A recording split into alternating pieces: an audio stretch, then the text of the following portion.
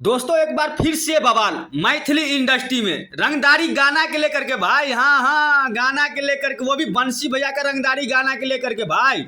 आप लोग को बता दें कि फिर से एक बंसी भैया का रंगदारी गाना आया है, जिस गाने का टाइटल है राइफल के नोक पर। भाई आप लोग को बता दें कि इस गाना को इतना खतरनाक तरीके से गाया गया है कि शायद आप लोग सुनिएगा ना तो आप लोगों का मूड एकदम फ्रेश हो जाएगा भाई। रील्स बनाने के ऊपर मजबूर हो जाइएगा आप लोग, क्योंकि इस गाने में इतना जिले का नाम लिया गया है कि शायद आप लोग कभी सोचे भी नहीं होंगे कि हमारे बंसी भैया इस तरह का गाना गा सकते हैं, रंगदारी सॉन्ग। भाई आप लोग तो देख ही थे कि पीयूष इंटरटेनमेंट से कितना खतरनाक गाना आए हैं, बंसी भैया का रंगदारी गाना। पर उससे भी ज्यादा खतरनाक गाना जो है सो अब आए हैं भाई, VNS एंटरटेनमेंट 2 से आए हैं भाई। इतना खतरनाक तरीके से इस गाने को गाया है, तो आप लोग सुन लीजिए भाई, क्योंकि सबर नहीं हो रहा भाई। आप